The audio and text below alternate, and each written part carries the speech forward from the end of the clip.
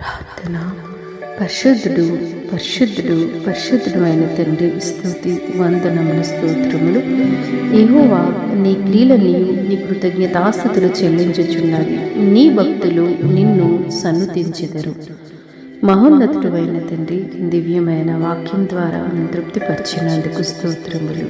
తండ్రి, నీ ప్రియబిడలు, నీ భక్తులు, నీ ప్రజలు, నీ యందు విశ్వాసం ఉంచిన వారు నేను సన్నుతించుచున్నారు, ఘనపరచుచున్నారు. తండ్రి, నీ క్రియలను బట్టి నీకు నిండు కృతజ్ఞతాస్తుతులు చెల్లించుచు ఈ నూతన సంవత్సరములో ప్రభువా, నూతనమైన జీవితాల కొరకు, నూతన ఉద్దేశాలతో, నూతన తలంపులతో ఈ సన్నిధానంలో చేరి ప్రార్థించుచున్నారు. తండ్రి, మీ నామాన్ని సన్నుతిస్తున్నారు, ఘనపరుస్తున్నారు, కీర్తిస్తున్నారు.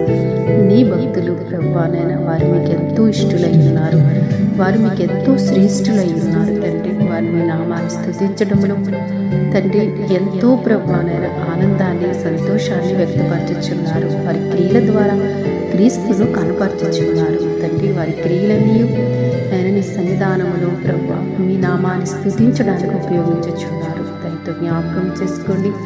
నీ ప్రియబిడల యొక్క ప్రార్థన మీరు అంగీకరించి వారిని ప్రభువా సంతోషంతోనూ సంతృప్తితోనూ మీరు నింపండి. ఏ విషయంలో మీ సన్నిధానంలో హృదయపూర్వకంగా ప్రార్థిస్తున్నారో వారి ప్రార్థనలు దయించి లక్ష్యముంచి వారికి సహాయకుడు వెళ్ళి నడిపించి వారి ప్రార్థన మీరు సఫలతను అనుగ్రహించండి.